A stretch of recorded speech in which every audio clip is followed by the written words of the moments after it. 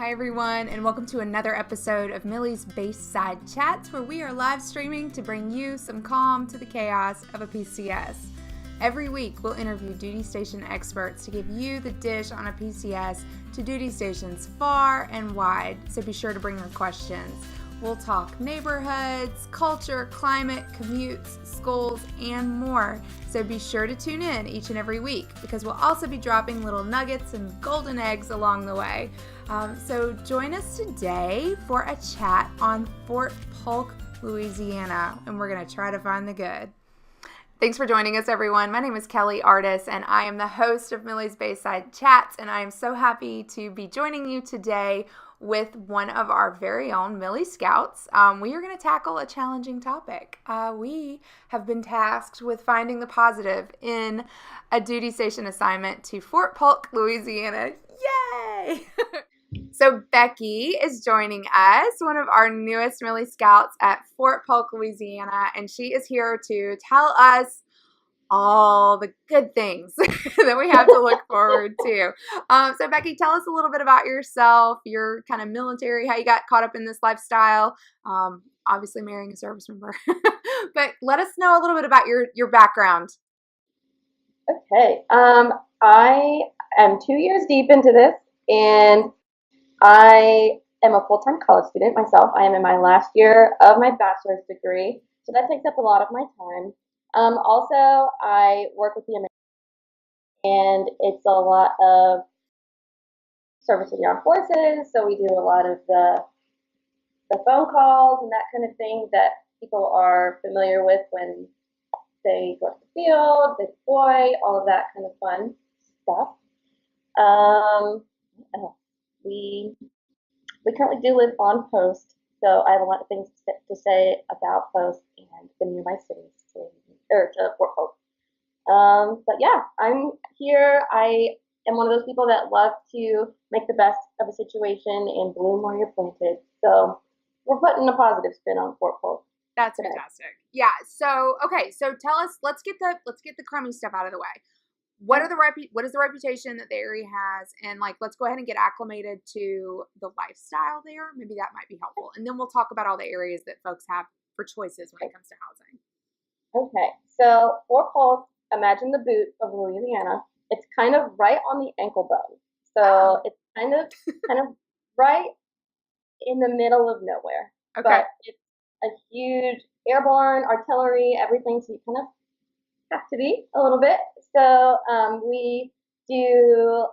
You've probably heard of Dare TC if you're Army, which is it can be very stressful. So the negative connotation, a big part of it comes from that. It just happens. It's just rural. There's just nothing there. Yeah. Yeah. It's fine. Yeah. Those people, I would say, do live on post. Okay. And on post housing is run by Corvius. We have I would say 3.5 housing communities on post. By the half, I mean there's a community called Palmetto, and there's New Palmetto and Old Palmetto. And the New Palmetto is all the officers housing, and there's a huge wait list for that. So just if you're wanting officers housing, just know you might not get it anytime soon. But it's fine. It's fine. There's great community centers. There's great playgrounds for kids. It's a really good family atmosphere on post, I would say. Awesome. Yeah, I've heard that a lot too. And just given the nature of how long the assignments are there and the fact that it's not a super built up kind of area beyond the gate poses challenges for employment unless you have a remote gig, which thank goodness. So you might be in a season of staying home with your kids or, just staying home. So being in a community that, if that's your jam, being in a community with others who are kind of facing the same sort of hurdles might be good for you. It might give you kind of just the support that you might need during that time. Cool. Okay, so if someone were looking and adamant maybe about living off the installation, what are some areas or where are some places that they would look and your kind of impressions of those areas? So there are 3 big ones, 3 cities, if you will say cities. There are no cities in probably your and I's sense of cities. There's Leesville, which is the town of Fort Polk. It's straight out the main gate. It's the first strip of like restaurants and like all those like stores. There's Walmart. We have Lowe's. I know you've said this in plenty of other chats, so I'm gonna say this now. The nearest Target is an hour away. So just get that. Oh. Is it Chick-fil-A out there too? I've heard people like take a trip to go to Chick-fil-A. Yeah, Chick-fil-A is far. Chick-fil-A is far. Okay.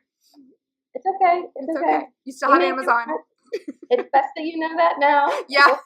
Here. Don't be disappointed when you get there. But yeah, anyway, back to Leesville. So Leesville has, it's a bunch of restaurants. That's where your stores are. There's a lot of car dealerships if you're looking to buy a new car. There's a lot of schools, like the Leesville School District. That's where the high school is. That's where the middle school is. Also, when I was like looking into the schools around here, that's actually where so we don't have counties in Louisiana. We have parishes. It's a very, very Catholic French state. So the parish school district of Leesville, they have the only, well, not only, it's the handicapped preschool for the whole parish. So if you have a child that may need some extra help, that's where you want to go. And it's the closest to Post. So if you need anything fast, Leesville is where it's at. The housing, it's kind of tucked away a little bit, and it's for, I would say, all budgets. So, and it's if you want like a very short commute to Post, and you don't want to live on Post, Leesville is where you want to go. Cool. Next, I would say DeRidder, and it's about 20 minutes away. These are the pricier houses, but you're getting some land with them. And the town, I would say, is a little more upscale than right around Post. This is one of my hidden gems, is Cecil's Cajun Chicken. It looks kind of like a brunch place out front. And if you ask anyone where a good Cajun place is, they're going to direct you right to Cecil's. It's really good. And another thing about Louisiana, I hope you like crawfish, because you're going to see crawfish stands everywhere you go. Everywhere you go. No, it's not for me either, really, but it's okay. It's okay. Do you just buy them on the side of the road? Do they have like they have sand? Yeah. They have actually. So my husband and I are from Ohio, so we had never even tried crawfish or heard of it. But when you come into Louisiana, they have stands on the side of the road. They have restaurants. They have like even the main Chopette gas station on Post has a stand for crawfish, and you will drive through the main gates and see it on the left, and there's a stand for crawfish. Yeah, I just don't know if I can get down like that. No, I had a friend tell me they do parties where you can fill a kiddie pool with water and like a living crawfish, and then the kids will play in there, and then you scoop up a bunch and you go throw them in the pot. Yep. So, be ready for that. Prepare yourselves, you guys. Prepare yourselves, people. Prepare yourselves. That's a typical barbecue. Yeah, so fun. Okay, what else what are there like perks to living off the installation versus on anything like what are the considerations that people are making when they live off Post? When you live off Post, if you live in Leesville, you can often probably save half your BAH. Oh, wow. So there's a bunch of different ranges of apartments. They have houses, anything you can find. So we were talking to this couple that was moving off Post just to save a little bit more money, and they said they were pocketing half their BAH after they moved off Post, and they still had half an acre of land. Wow. So like half. So that's a big perk. You get more land. You have to take care of it yourself, obviously, but you get more land with it. So less crowding. So I'd love to stress the importance too, though, of having someone there to be able to check out the properties that you're thinking about, especially if you don't have the chance to go and visit it yourself. I know all of us have found ourselves in the situation where, you got to either move fast or you don't have the chance to go visit. So you end up having to sign a lease sight unseen, but you're relying on half a dozen photos that are in the listing. That, by the way, the listing was populated by either the property owner or the management company, so they might be a little glossy. They might not show everything that you should be considering as information and data points. So, Becky, tell us about what you do in your work as a Millie Scout. I know you're pretty new to the program, but give the folks just an overview of how you can help if they're headed to Fort Polk. Okay, if you're headed to Fort Polk, a few things that I offer. I've done some pictures. We're actually making the Fort Polk Bayside toolkit thing. If we get those up soonish, I took a few of those pictures. So I have taken the pictures for the toolkit. So those are taken from a real military spouse perspective. We're not hiring professionals or anything. That's true. Yeah. From our perspective. I can show you, I can go see the sight unseen properties. I can give you my real opinion of what I think the house looks like, the neighborhood, the vibe. Because sometimes if you are sighting unseen, yeah, the house is great, but the neighborhood might not be as well. So what's across the street? Is there a penitentiary or a train track or a transformer for electricity? Like a sewage treatment plant. It could be any number of things. It could be, we've had this before, like the house smelled like cat pee. You can't smell that in a picture. So that's like a data point that we can provide for you. It's still up to you to ultimately make the decision based on the information that we're providing. But we can FaceTime walk through a house and make sure that you're cool. If you see something that catches your eye, you're like, hey, wait, can you show me that closet? Like, I didn't get to see the back of it, and oh, actually, there's something kind of crazy in there that we don't want to, or, just random stuff like that. So it just gives you a little peace of mind when you're already making decisions on your own from afar that you guys can have kind of a person on the ground to do that. Or, if you have, for whatever reason, you have a rental there, a lot of military landlords keep properties when they move away and rent to, usually military tenants.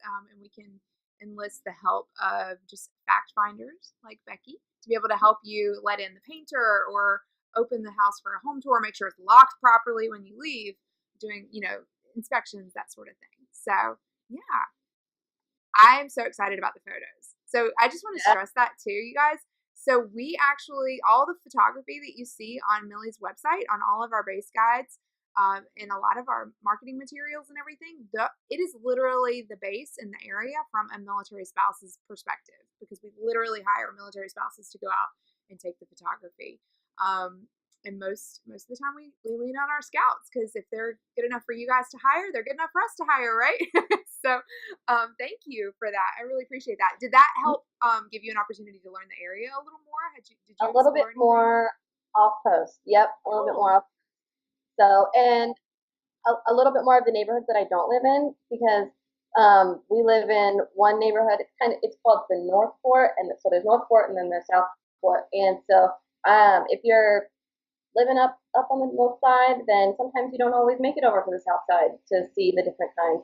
And one thing that's pretty interesting, that when my husband and I were driving around taking pictures, was that on at least the south side, no two houses directly next to each other look exactly the same. So you're getting a wide variety of everything.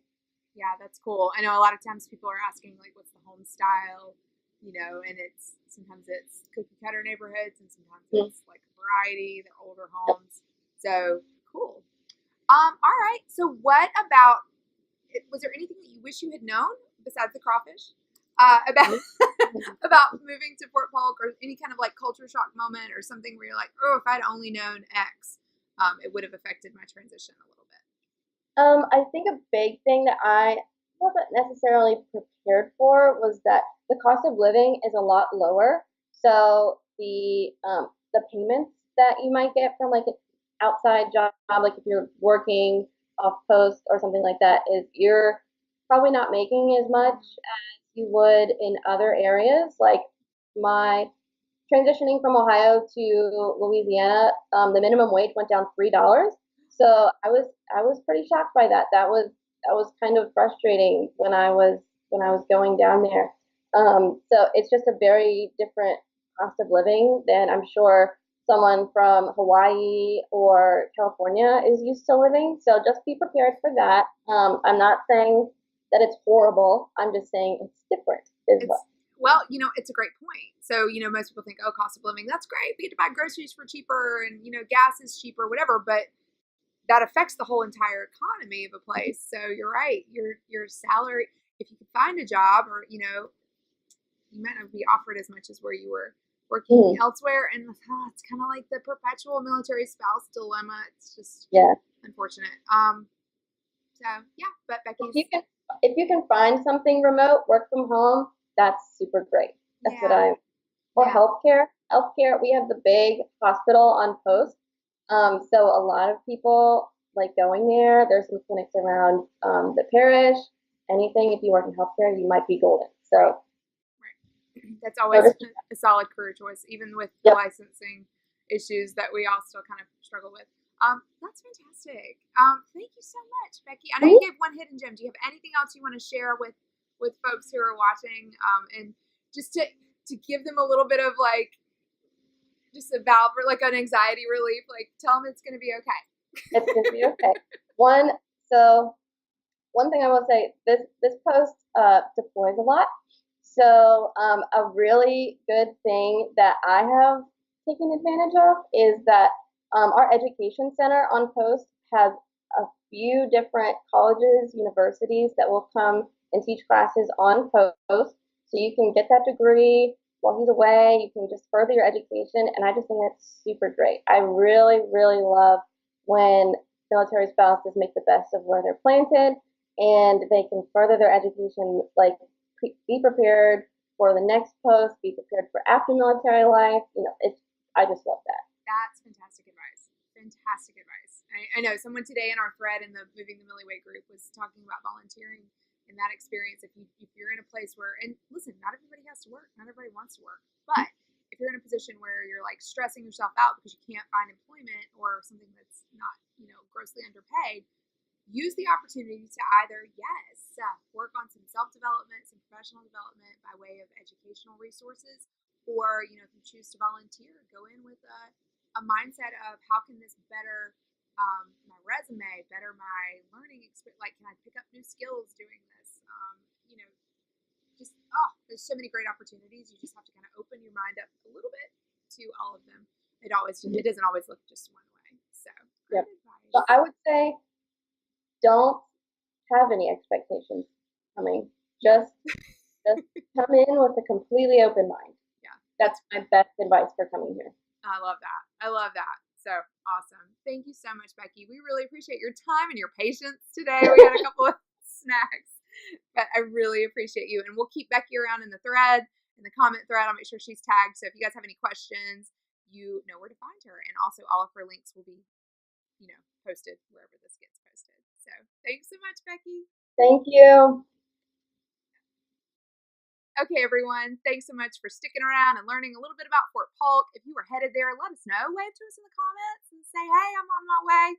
If you've been there and have some feedback or maybe some more hidden gems, toss us in the comments too. Because the deal is, y'all, there's no change in the orders. You got to go where you got to go. So let's focus on the positives, the things that we can that can help us just kind of better acclimate and be successful at every single duty station. Okay, until next time, we will see you later. Thanks so much for joining us. Bye.